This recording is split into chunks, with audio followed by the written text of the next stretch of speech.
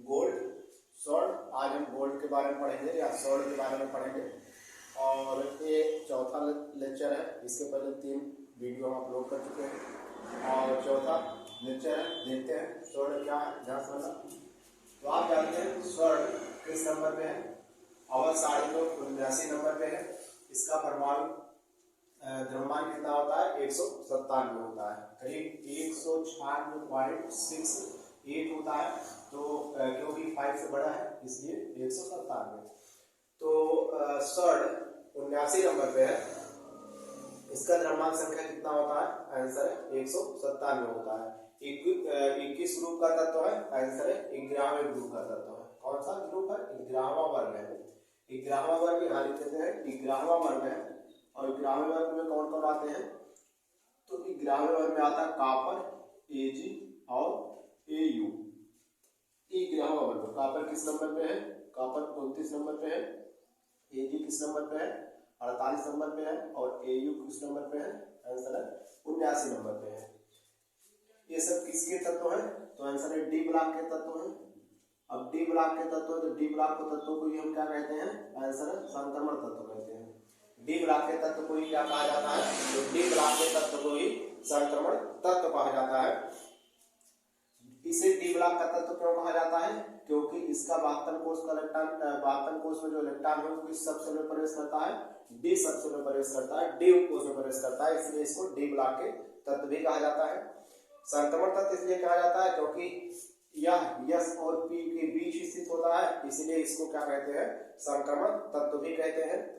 तो हम गोल्ड के बारे में बात करेंगे। तो और इसी 11वें वर्ग को ही हम क्या कहते हैं? इसी को फर्स्ट बी भी कहा जाता है, फर्स्ट बी ग्रुप कहा जाता है। क्या कहा जाता है? तो आंसर है फर्स्ट बी उपवर्ग कहा जाता है। तो यह फर्स्ट बी उपवर्ग का है। किस आवर्त का है? छठे आवर्त का तत्व है। और छठे आवर्त में क्या है? संक्रमण तत्व कहा जाता है। छठा आवर्त कौन कौन छठे आवर्त में आते हैं? तो छठे आवर्त में लैंथनम आता है, हैंथनम आता है, इसके पहले भी आते हैं, सीरियम आता है, बेरियम आता है, और लैंथनम आता है, हैंथनम आता है। और कौन कौन आते हैं? हैंथनम आता है, TA आता है, और W आता है, OS आता है, IR आता है, PT आता है, और AU आता है, और HD आता है। ये आपका छठे आवर्त में तत्व है। ऐसे आगे भी चलते हैं डी ब्लॉक में। डी ब्लॉक में तो AU छठे आवर्त का तत्व है। याद कर सकते हो यहाँ से देखिए ये पूरा क्या है? डी ब्लॉक में तत्व है। ऐसे याद कर सकते हो ला हफ्ता वरना उधर इधर पिटाई और होगी, इस तरीके से याद कर सकते हैं। और यहाँ से लेके यहाँ तक क्या है? डी ब्लॉक के तत्व है। और सीरियम और बेरियम किसके तत्व है? तो आंसर है यस ब्लॉक के तत्व है। तो फर्स्ट बी उपवर्ग का तत्व है, छठे आवर्त का तत्व है। और क्या होता है? तो आंसर है एक संक्रमण तत्व है। दूसरा, इसका मुख्य एक्स क्या होता है? तो स्वर्ण का मेन एक्स आपका कैल्वे राइट होता है, कैल्वे राइट और सिल्वे राइट, सिल्वे नाइट। तो कैल्वे राइट व सिल्वे नाइट ये किसका एक्स होता है? तो आंसर स्वर्ण का एक्स होता है। मुख्य एक्स है, मेन एक्स है। मेन एक्स है, इसका मतलब है इससे आप स्वर्ण या सोना कम खर्चे में और आसानी से प्राप्त कर सकते हैं अन्य एक्सों की तुलना में।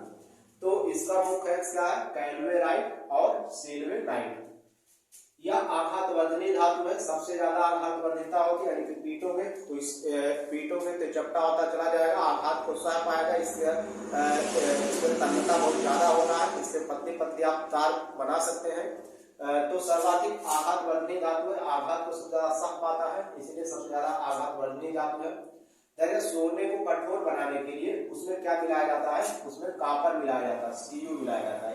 29 नंबर में जो Cu है, तो सोने को कठोर बनाने के लिए पूछा जाता है एग्जाम में, बताइए कि सोने को कठोर बनाने के लिए उसमें क्या मिलाया जाता है? तो आंसर कौन सा तत्व मिलाया जाता है? तो आंसर है सोने को कठोर बनाने के लिए उसमें कॉपर मिलाया जाता है।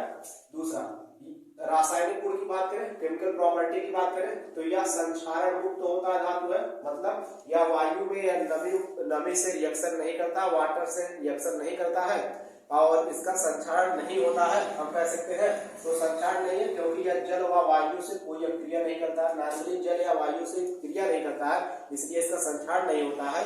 ये एटमॉस्फेयर में अधिकतम समय तक बना रहता है, खत्म नहीं होता है।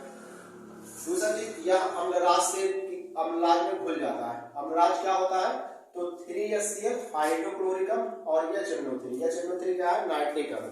एक HNO3 3HCl, एक अनुपात 3 का अनुपात में होना चाहिए, यानी कि एक अगर मॉलिक्यूल HNO3 का है तो 3 मॉलिक्यूल किसका होना चाहिए, HCl का। अगर 2 मॉलिक्यूल HNO3 का है तो 6 मॉलिक्यूल किसका होना चाहिए, 6 मॉलिक्यूल किसका होना चाहिए, HCl का होना चाहिए।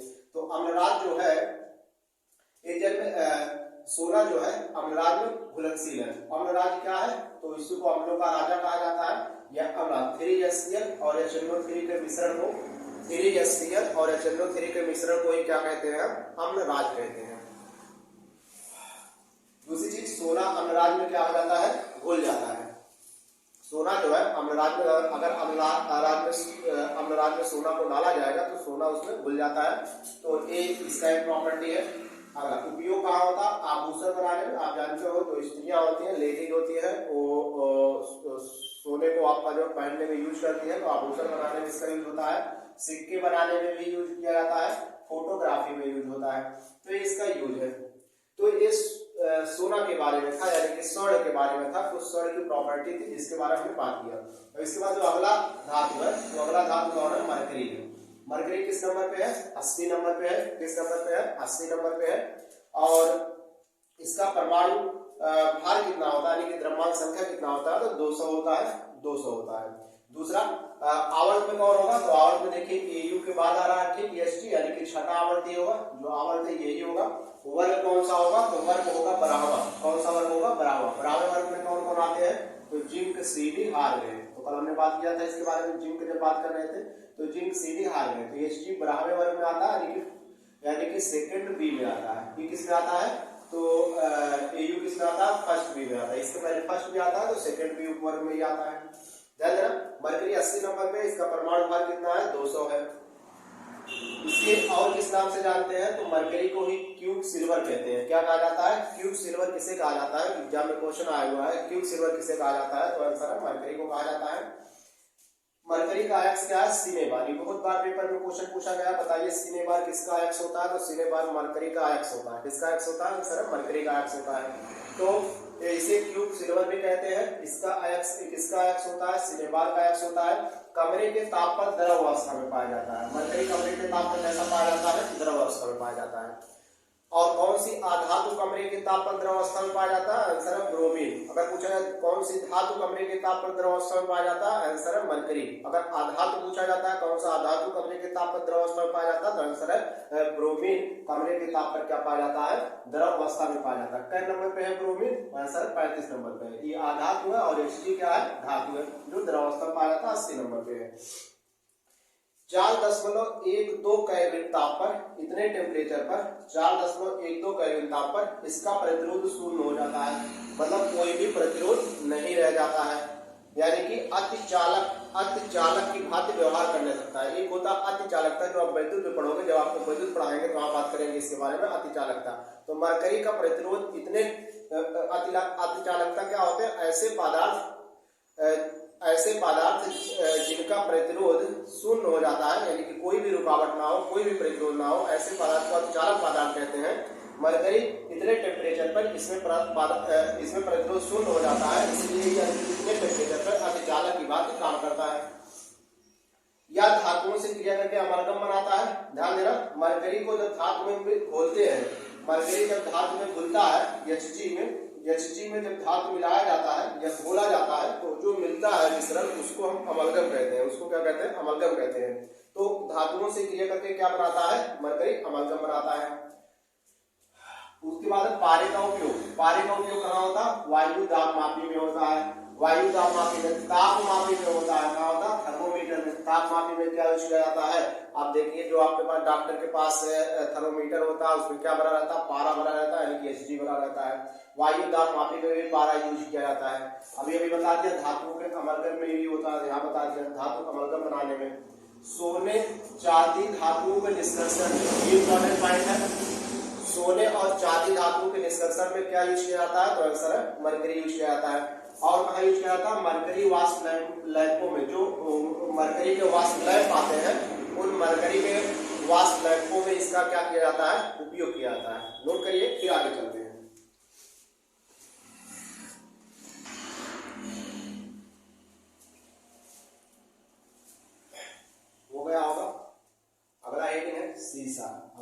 है सीसा, लेड के बारे में ध्यान दीजिएगा। लेड किस नंबर पे है, तो आंसर 82 नंबर पे है। कितने पे है, 82 नंबर पे। इसका परमाणु भार कितना होता है, द्रव्यमान संख्या कितना होता है, 207 होता है। 82 नंबर पे है, द्रव्यमान संख्या 207 होता है। परमाणु क्रमांक 82, द्रव्यमान संख्या 207 होता है। सीसा मुख्यतः अपने सल्फाइडों के रूप में और किसके रूप में पाया जाता है, कार्बोनेटों के रूप में। सल्फाइड यानी कि सल्फर देखने को मिलेगा, कार्बोनेट यानी कि CO3 के रूप में पाया जाता है। इसके दो एक्स होते हैं, एक लेड सल्फाइड होता है, क्या होता है, एक एक्स होता है लेड सल्फाइड और दूसरा जो एक्स होता है वो होता है PbCO3 lead carbonate. Lead sulphide को ही क्या बोला जाता है, गैलना। पूछा जाता है गैलना बताइए किसका एक्स है, तो गैलना सीसा का एक्स है, लेड का एक्स है, मुख्य एक्स है। दूसरी चीज लेड कार्बोनेट किसका एक्स है, तो लेड कार्बोनेट भी सीसा का एक्स है, जिसको हम सीरोसाइड बोलते हैं। तो सीरोसाइड का सूत्र क्या है, तो आंसर है PbCO3 है। तो PbCO3 को क्या कहा जाता है, तो आंसर है सीरोसाइड को ही लेड कार्बोनेट कहा जाता है, या इसका सूत्र होता है PbCO3। यह सर्वाधिक अस्थायी तत्व है, या क्या है, सबसे ज्यादा क्या होता है, तो आंसर अस्थायी तत्व होता है। यह सर्वाधिक क्या है, अस्थायी तत्व है, सबसे ज्यादा अस्थायी तत्व होता है। आप लोगों को जब रेडियो एक्टिविटी पढ़ाया जाएगा तो बताया जाएगा जितने भी रेडियो एक्टिव तत्व होते हैं उसमें से किरणें निकलती रहती हैं, अल्फा किरणें, बीटा किरणें, गामा किरणें। अल्फा बीटा गामा किरणें रिलीज होती रहती हैं, जिससे उसका परमाणु क्रमांक यानी कि मास नंबर धीरे धीरे कम होता है। और फाइनली पूछा जाता है किसका रूप में आती है, किस रूप में आकर रुक जाती है, तो लेड पे। पूछा जाता है कि जब किसी रेडियो एक्टिव पदार्थ से अल्फा बीटा गामा किरणें रिलीज होती हैं तो वह जो रेडियो एक्टिव पदार्थ होता है वह किस अस्थायी तत्व पे आकर रुकता है, यानी कि वह किसकी संरचना प्राप्त करता है, तो लेड की संरचना प्राप्त करता है। क्योंकि लेड जो है सबसे ज्यादा क्या है, अस्थायी तत्व है, स्टेबल एलिमेंट है। तो हम कह सकते हैं सर्वाधिक अस्थायी तत्व होता है कौन, सीसा या लेड। इसके खाने पर उत्पन्न बीमारी, अगर सीसा अंदर जाता है, सीसा को खाने पर जो उत्पन्न बीमारी होती है वो प्लाज्म कोलिका पेक्टोनम होती है। क्या होती है, प्लाज्म कोलिका पेक्टोनम नामक बीमारी होती है। तो अगर सीसा बॉडी के अंदर जाता है तो प्लाज्म कोलिका पेक्टोनम नामक बीमारी होती है। इसी को हम आपका स्टार्निज्म भी बोलते हैं। इसी को क्या बोला जाता है, स्टार्निज्म भी बोला जाता है। प्लाज्म कोलिका पेक्टोनम को क्या बोला जाता है, स्टार्निज्म भी बोला जाता है अगर सीसा अंदर जाता है। तो जो पेंटर्स लोग होते हैं वो जो पुताई करते हैं उसमें कहीं ना कहीं सीसा पाया जाता है। तो उनके अंदर कहीं ना कहीं सीसा से उनको आपका जो विषाक्त होने की, मतलब सीसा उनके अंदर जाने की संभावना अधिक बनी रहती है।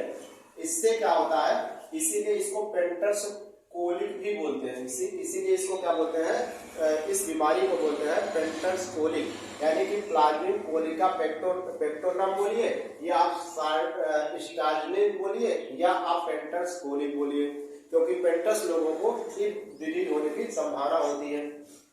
रासायनिक गुण की सीसा में बात करें तो सीसा का रासायनिक गुण सूक्ष्म वायु से कोई क्रिया नहीं होता है, यानी कि अगर वायु सूक्ष्म है, वायु में नमी नहीं है तो इससे कोई क्रिया नहीं करता है। लेकिन अगर वायु नम है यानी कि वायु में नमी है, यह वाटर है, तो यह क्रिया करके क्या बनाता है, लेड हाइड्रोक्साइड PbOH2 और क्या बनाता है, लेड कार्बोनेट PbCO3 यानी कि सीरोसाइड बनाता है। तो अगर नमी है तो नमी से क्रिया करके लेड हाइड्रोक्साइड और लेड कार्बोनेट को सीरोसाइड को फॉर्मेशन करता है, सीरोसाइड बनाता है। सीसे का उपयोग क्या है, तो विभिन्न प्रकार के मिश्र धातुएं बनाने में। सीसे का उपयोग कहाँ होता है, मिश्र धातुएं बनाने में। जब हम मिश्र धातु पढ़ेंगे तो हम डिटेल में बात करेंगे मिश्र धातुओं के बारे में। अभी इसके बाद हम आधातु पढ़ेंगे, आधातु के बाद हमको मिश्र धातु पढ़ना है। तो विभिन्न प्रकार के मिश्र धातुओं के उपयोग में मिश्र, जैसे टाका बनाने में, टाका क्या होता है, शोल्डर, जो शोल्डर होता है, जो टाका लगाया जाता है, जो शोल्डर होता है उसको भी किसका मिश्र धातु होता है, आंसर है लेड का मिश्र धातु होता है, लेड और टिन।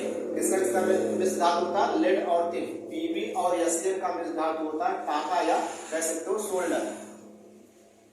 बात क्या हो रहा है, फ्यूज स्टार भी किसका मिश्र धातु होता है, कॉपर और टिन, यानी कि एक प्रकार का टाका ही है, आप कह सकते हो कॉपर और टिन से ही मिश्रण से बनाया जाता है फ्यूज स्टार। मुद्रा धातु जो टाइप मेटल होते हैं, मुद्रा धातु किससे मिश्रण होती है, आंसर है लेड का और Sp का, एंटीमनी का और किसका, टिन का। तो मुद्रा धातुएं भी इनका क्या है, मुद्रा धातु बनाने में क्या यूज हो रहा है, तो आंसर है लेड यूज हो रहा है। और एक टाका है और एक में सब मेटल होता है कांसा। बहरहाल ये टॉपिक से हटके है, एक होता है कांसा। ध्यान देना टाका और कांसा में कंफ्यूजन क्रिएट होता है, इसलिए हम दोनों को साथ बता रहे हैं कि टाका किस किस्म में धातु होता है, लेड और टिन का, और कांसा किस किस्म में धातु होता है, कापर और टिन का। 10 मिनट याद कैसे करोगे, याद ऐसे करना है, इसमें भी टिन है, कांसा हो चाहे टाका हो, टिन दोनों में रहेगा, टिन दोनों में है। यहाँ देखो आपका जो है कांसा है, तो का से होता है कापर, यानी कि कांसा वाले के साथ क्या होगा, कापर होगा। अगले वाले के साथ क्या होगा, मतलब टाका वाले के साथ क्या होगा, लेड हो जाएगा। इस तरीके से आप याद कर सकते हो। तो टाका किस तरह से धातु होता है, लेड और टिन का, इसी को सोल्डर कहा जाता है। कांसा जिसको ब्रांज बोलते हैं, ब्रांज किसका धातु होता है, कापर और टिन का। और फ्यूज तार किसका धातु होता है, कापर और टिन का। मुद्रा धातु किसका धातु होता है, लेड का, पीबी का और एसएम का। तो विभिन्न प्रकार के मिश्र धातु बनाने में भी क्या यूज होता है, आंसर सीसा यूज होता है, लेड यूज होता है। गोली का निर्माण में जो बुलेट होते हैं या जो गोली होती है, उन गोलियों के निर्माण में विशेष करके कौन सा मिश्र धातु यूज किया जाता है, लेड आर्सेनिक मिश्र धातु द्वारा गोली का फॉर्मेशन किया जाता है। लेड आर्सेनिक जो मिश्र धातु होता है उसके द्वारा गोली का फॉर्मेशन किया जाता है। स्फोटन रोधी टेट्रा एथिल लेड बनाने में, जब केमिस्ट्री में हम एल्कोहल पढ़ेंगे तो हम बताएंगे कि पेट्रोल में जो है, पेट्रोल में एथिल अल्कोहल C2H5OH मिला दिया जाता है। इससे क्या होता है, इससे उसका स्फोटक टेट्राएथिलेट TTL जो होता है उसका विस्फोट होना कम हो जाता है। एथिल अल्कोहल वहां ऋणात्मक विनिर्णय का काम करता है। तो जब बताएंगे तो बात करेंगे, अभी ऐसे समझ लीजिए कि स्फोटन रोधी टेट्राएथिलेट बनाने में, यानी कि TEL टेट्राएथिलेट बनाने में भी किसका यूज होता है, आंसर शीशे का यूज होता है। तो स्फोटन रोधी ना, जो विस्फोट ना करे, रोधी का मतलब जो विस्फोट को रोके, क्योंकि अस्थायी तत्व है, तो अस्थायी तत्व है, इसलिए कहीं ना कहीं जो विस्फोट करने वाले तत्व है उनको क्या करेगा, न्यूट्रलाइज करेगा, उनको रोकने का काम करेगा। तो स्फोटन रोधी टेट्राएथिलेट TEL बनाने में भी इसका यूज किया जाता है। तो ये कुछ शीशे के बारे में बातें थी, कुछ शीशे के बारे में इंपॉर्टेंट पॉइंट थे जिसके बारे में हमने समझा। इसको आप नोट करिएगा, फिर हम नेक्स्ट धातु के बारे में बात करते हैं।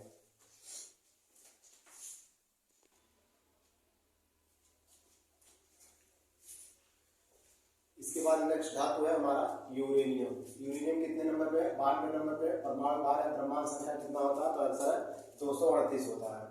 ध्यान दीजिए, यूरेनियम एक रेडियोधर्मी या रेडियो एक्टिव तत्व है, दुर्लभ मृदा तत्व है, मतलब बहुत कम मात्रा में पाया जाता है। और रेडियो एक्टिव तत्व क्या होते हैं, रेडियो एक्टिव तत्व जो टाइम के साथ क्या होते रहते हैं, क्षय होते रहते हैं या खत्म होते रहते हैं। ऐसे तत्वों को हम क्या कहते हैं, रेडियो एक्टिव तत्व कहते हैं, रेडियोधर्मी तत्व कहते हैं। बात क्लियर हो रहा है। तो रेडियोधर्मी तत्व होते हैं जिसकी खोज, रेडियो एक्टिवता की खोज हेनरी बेकुरल ने किया था। जब हम रेडियो एक्टिवता पढ़ेंगे तो बात करेंगे इसके बारे में। तो मतलब जो टाइम के साथ क्या होते रहते हैं, डिके होते रहते हैं। डिके होने का मतलब होता है जो धीरे धीरे क्या होते हैं, खत्म होते रहते हैं, ऐसे तत्वों को हम रेडियो एक्टिव तत्व कहते हैं। यूरेनियम एक रेडियो एक्टिव तत्व है। डिके होंगे तो कुछ रिलीज करेंगे, क्या रिलीज करते हैं, अल्फा बीटा गामा कीड़े रिलीज करते हैं। ठीक है, तो अल्फा कीड़े क्या होते हैं, बीटा कीड़े क्या होते हैं, रेडियो एक्टिव। इसके बारे में बात करेंगे, तभी इतना समझिएगा कि यह एक रेडियोधर्मी तत्व होता है और दुर्लभ मृदा तत्व है। एक्टिनाइड श्रेणी का तत्व होता है। किस श्रेणी का तत्व होता है, तो आंसर है एक्टिनाइड श्रेणी का तत्व होता है। एक्टिनाइड श्रेणी के तत्व कौन होते हैं, जो एक्टिनम के आगे से शुरू होते हैं। एक्टिनम के आगे से शुरू होने वाले सभी तत्व क्या कहलाते हैं, एक्टिनाइड श्रेणी का तत्व कहलाते हैं। ठीक है, तो एक्टिनम के नंबर पे है, तो आंसर है 89। तो 89 के आगे, 89 से लेके 103, ध्यान देना, 89 से आगे से शुरू होते हैं, 89 से लेके 103 तक के तत्वों को क्या कहते हैं, एक्टिनाइड श्रेणी के तत्व कहते हैं। तो 89 से शुरू होता है, 103 तक का जो तत्व होता है उसको हम कहते हैं एक्टिनाइड श्रेणी के तत्व कहते हैं। इसका अयस्क क्या होता है, पिच ब्लेड होता है। पिच ब्लेड पूछा जाता है, पिच ब्लेड किसका अयस्क है, बहुत बार एग्जाम में आया हुआ है। पिच ब्लेड किसका अयस्क है, तो आंसर है पिच ब्लेड जो अयस्क है किसका है, यूरेनियम का अयस्क है। तो इसका जो मुख्य अयस्क होता है वो क्या होता है, पिच ब्लेड होता है। प्रतिचुंबकीय गुण रखता है। कैसा गुण रखता है, तो आंसर है प्रतिचुंबकीय गुण रखता है। प्रतिचुंबकीय गुण मतलब क्या होता है, एक अनुचुंबकीय होता है, प्रतिचुंबकीय होता है जिसमें अयुग्मित इलेक्ट्रॉन पाए जाते हैं और प्रतिचुंबकीय जिसमें अयुग्मित इलेक्ट्रॉन नहीं पाए जाते हैं, ऐसे को प्रतिचुंबकीय कहते हैं। तो प्रतिचुंबकीय गुण रखता है, बात करेंगे इसके बारे में। अभी याद रखिएगा कि यूरेनियम में कैसा गुण होता है, प्रतिचुंबकीय गुण है, अनुचुंबकीय गुण नहीं होता है। प्रतिचुंबकीय गुण रखने वाला धातु है। उपयोग की बात करें तो नाभिकीय ऊर्जा के उत्पादन के रूप में कहाँ उपयोग किया जाता है, नाभिकीय ऊर्जा के उत्पादन, नाभिकीय मतलब इसके नाभिक को तोड़ा जाता है, उससे एनर्जी प्रोड्यूस किया जाता है। और कहाँ यूज किया जाता है, तो ऐसा नाभिकीय भट्टियों में, नाभिकीय भट्टियों में नाभिकीय ऊर्जा के उत्पादन के रूप में इसका यूज किया जाता है, मतलब परमाणु ईंधन के रूप में। ऐसा कह सकते हो कि नाभिक भट्टी में यूरेनियम डाला जाएगा, वहां से एनर्जी निकाला जाएगा, क्योंकि नाभिक को तोड़कर एनर्जी निकाला जा रहा है, इसलिए इसको कह रहे हैं नाभिकीय ऊर्जा पैदा किया जा रहा है। और इसके कहाँ पैदा किया जा रहा है, नाभिकीय भट्टियों में से बनाया जा रहा है, इसलिए इसको हम कहते हैं परमाणु ईंधन कहते हैं। नाभिकीय भट्टियों का परमाणु ईंधन कौन होता है, तो आंसर है यूरेनियम होता है। परमाणु बम बनाने में, तो परमाणु बम बनाने में विस्फोटक के पदार्थ है, रेडियोएक्टिव का हमेशा रिलीज करता है अल्फा बीटा गामा, इसलिए परमाणु बम बनाने में भी इसका यूज होता है।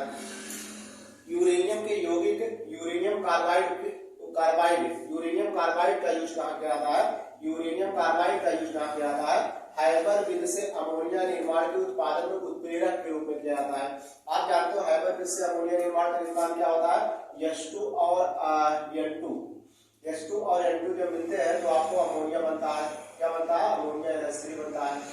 और H2 और N2 का अनुपात क्या होना चाहिए, तो अनुपात कितने होते हैं, 1:3। अगर नाइट्रोजन 1 होना चाहिए तो हाइड्रोजन कितना होना चाहिए, 3 के अनुपात में होना चाहिए। तो 1:3 1:3 के अनुपात में होना चाहिए, इससे अमोनिया बनाया जाता है। इसी को कहा जाता है अमोनिया निर्माण की हाइबर विधि। और अमोनिया निर्माण की हाइबर विधि जो उत्प्रेरक यूज किया जाता है Fe यूज किया जाता है, और जो उत्प्रेरक वर्धक यूज किया जाता है वो कोबाल्ट यूज किया जाता है। और इसमें उत्प्रेरक के रूप में आप क्या भी यूज कर सकते हो, आंसर है यूरेनियम कार्बाइड हाइबर विधि से अमोनिया निर्माण में उत्प्रेरक के रूप में यूज किया जाता है। उत्प्रेरक क्या होते हैं, जो क्रिया को आपका जो है फास्ट करा दे या क्रिया को धीम कर दे, ऐसे को उत्प्रेरक कहते हैं। बात क्या हो रहा है, यूरेनियम के समस्थानिक, जैसे मान लीजिए उत्प्रेरक, जैसे कहीं लड़ाई हो रहा है तो कुछ व्यक्ति ऐसे होते हैं जो आते हैं लड़ाई को या तो तेज करा देंगे या तो आपका जो धीमा करा देंगे, तो हम कहेंगे उत्प्रेरक का काम कर रहे हैं।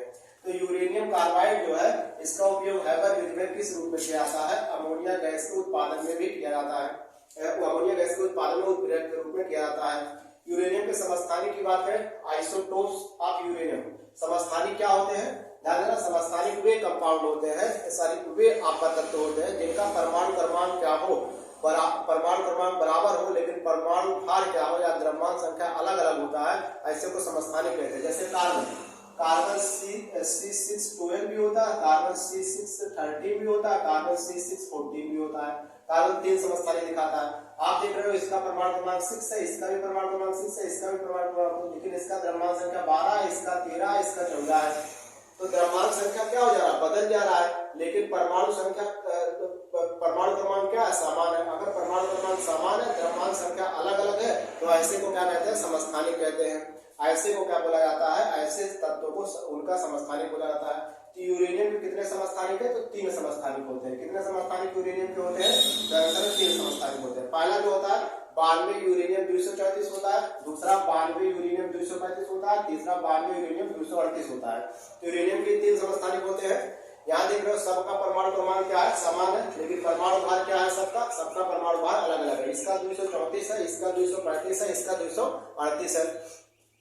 तो 92 यूरेनियम 234 का उपयोग कहाँ होता है, ध्यान देना, 92 यूरेनियम 234 होता है, यह सबसे कम मात्रा में प्राकृतिक में पाया जाता है, मतलब नेचर में पाया जाने वाला सबसे कम मात्रा। पूछा था, बताइए निम्न में से कौन सा यूरेनियम का समस्थानिक है, निम्न में से कौन सा यूरेनियम का समस्थानिक प्राकृतिक में सबसे कम मात्रा में पाया जाता है, तो आंसर है 92 यूरेनियम 234 वाला जो समस्थानिक है, मतलब जिसका परमाणु क्रमांक 92 है, जिसका द्रव्यमान संख्या 234 है, या यूरेनियम प्राकृतिक में सबसे कम मात्रा में पाया जाने वाला क्या है, रेडियोधर्मी तत्व है, रेडियोएक्टिव तत्व है। 92 यूरेनियम 235 वाला जो यूरेनियम होता है, जिसका परमाणु भार 235 होता है, यह परमाणु में ईंधन के रूप में यूज किया जाता है, ईंधन के रूप में, यानी कि यहाँ जो ईंधन के रूप में नाभिकीय भट्टियों में ईंधन के रूप में जो यूरेनियम यूज किया जा रहा है वो क्या है, 92 यूरेनियम 235 है।